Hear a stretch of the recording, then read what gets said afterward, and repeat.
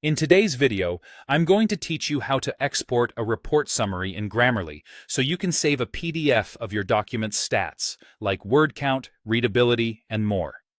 This is an incredibly useful feature for anyone looking to keep track of their writing performance or to archive their work for future reference. First things first, let's open your document in the Grammarly editor. Once you're in, take a moment to think about whether you want to include the plagiarism check or AI text analysis results in your report. If you do, it's important to run those checks right now. This step is crucial, as any checks you want to include must be completed before moving on to the next steps. For instance, you can easily use the plagiarism checker within Grammarly to ensure everything's in order. Once you're ready, direct your attention to the top right corner of the editor. You'll see the overall score displayed there. Clicking on this score is going to be your next move. A handy pop-up will appear, and this is where the magic happens. You'll need to look for and select the option labeled Download PDF Report. It's straightforward and efficient.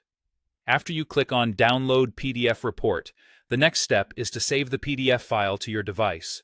Choose an easy-to-remember location on your computer or any device you're using. And there you have it. You now possess a PDF document that not only provides a roundup of your document's stats, but also includes any checks you decided to run and add to the report. Now, let's talk about a few things to check if you encounter any hiccups along the way. If you don't see the Download PDF Report option, there are a few things you can try. First, refreshing the page can often resolve temporary glitches.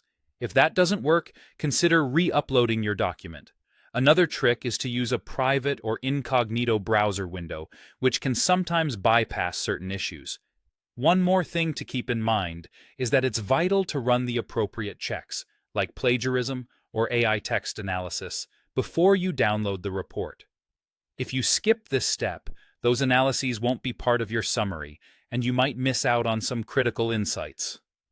Lastly, if you're working with a large document or a specific file format that seems to be causing trouble, don't hesitate to break your document into smaller parts.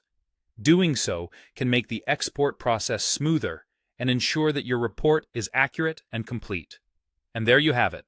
With these steps and tricks in mind, you're all set to efficiently export a detailed report summary from Grammarly, capturing all the valuable data you need. Happy writing, and see you in the next video.